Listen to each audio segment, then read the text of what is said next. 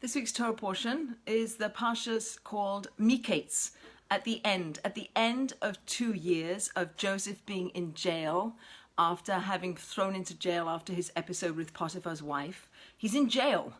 And Pharaoh in his palace has a dream. He has 2 dreams, and no one in his court can interpret his dreams.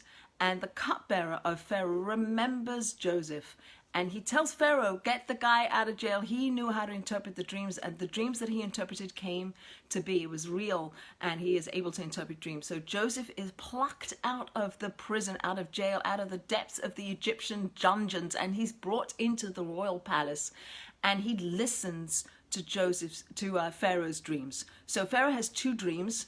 The dream of 7 fat cows consuming 7 fat cows coming out of the river in the marshland, and then followed by 7 gaunt and skinny cows. The skinny cows eat up the fat cows.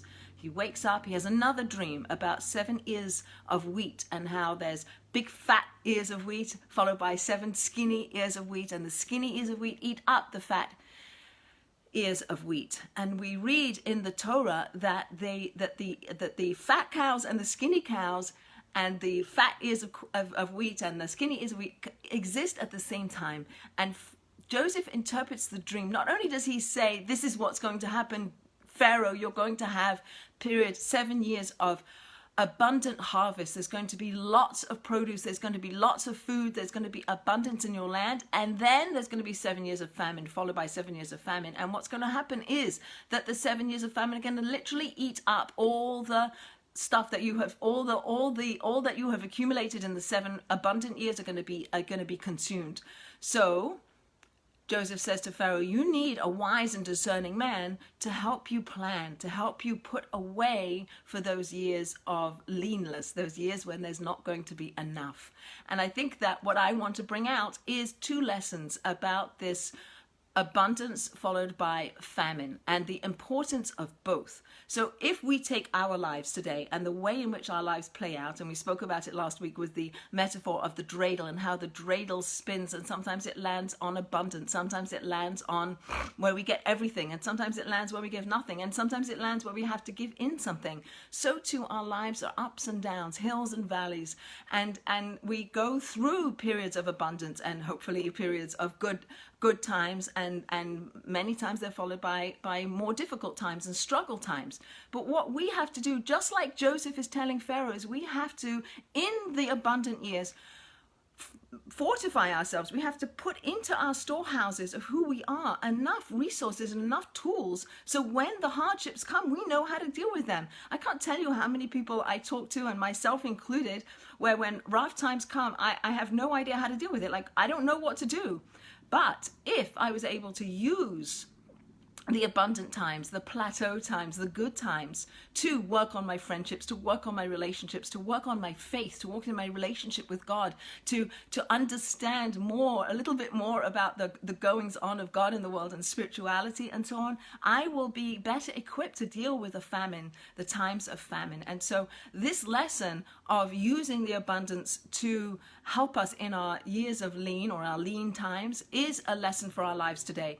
Take the good times, take the abundant times, and use them well.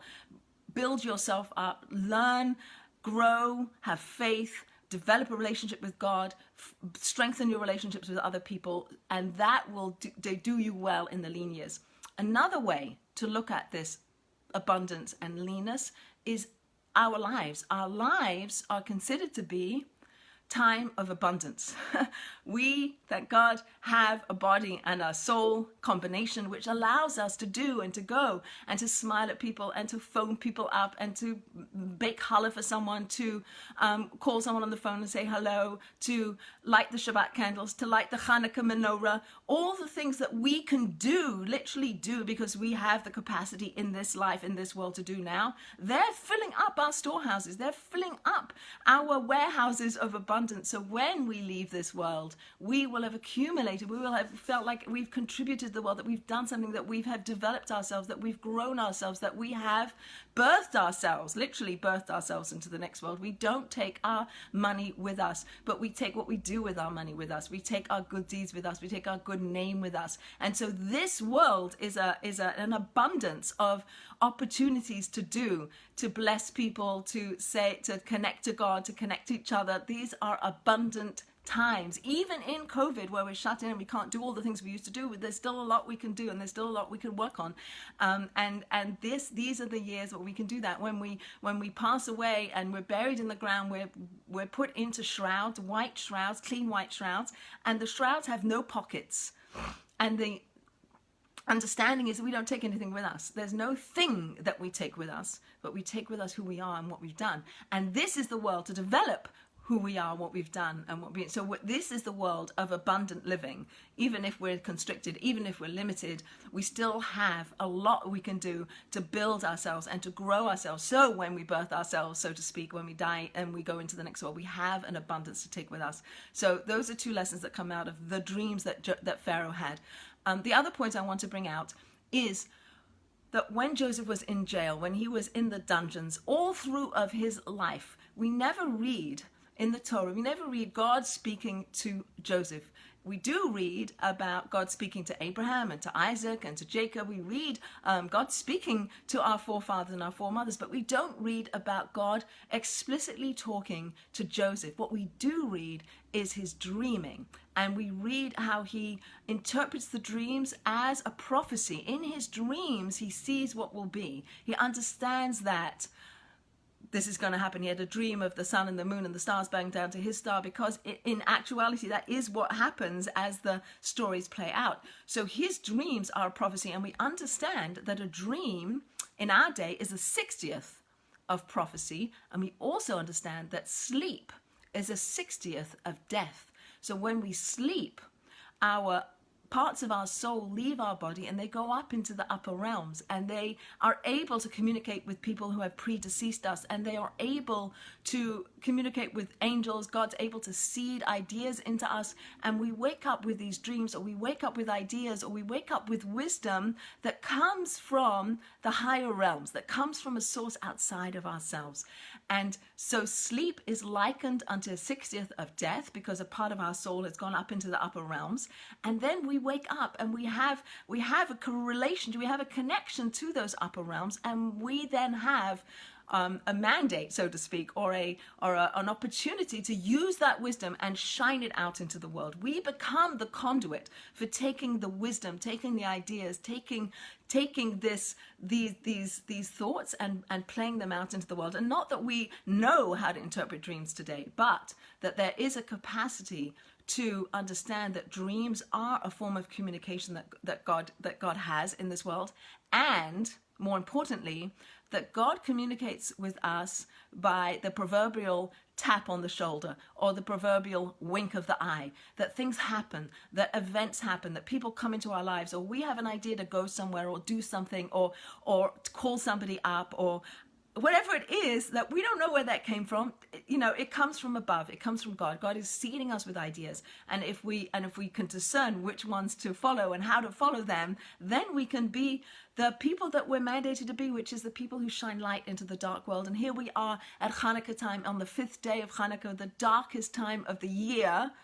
And our mandate is to reveal light, to shine light. It says that our soul is the candle of God, that our ability to shine out into the world is one that we have and one we should take seriously. So when we understand that God is with us, when we understand that God is communicating with us through the confluence of events, through the way things play out, through the ideas and wisdom that we have, and we use it for good, we use it for the right reasons, then we're bringing light into the world, and that is what we're here for.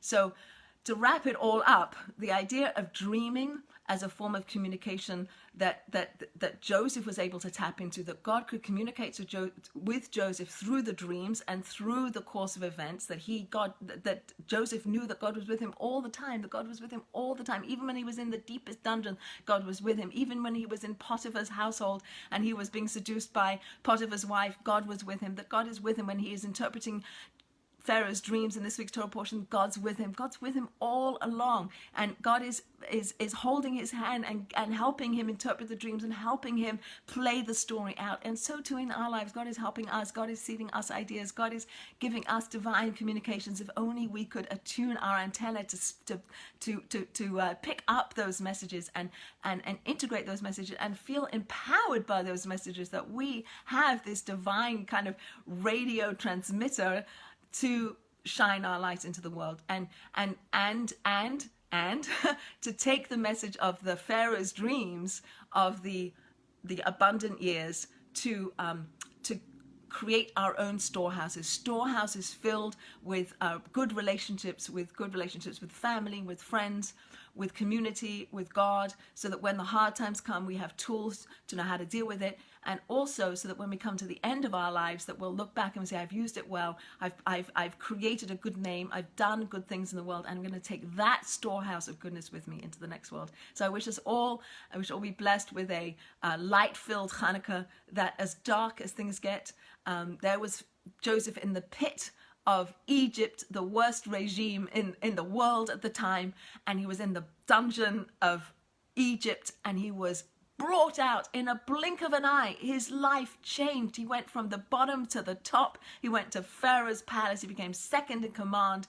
He went from down to up in no time, in the blink of an eye. And so too, we've seen our world go upside down in the blink of an eye, and it can change again in the blink of an eye. So let's take the dreams, let's take the visions, and let's make those visions become true. And I wish us all that the dreams should come to reality for good, and that we should continue to shine our light, and we should continue to build ourselves one day at a time.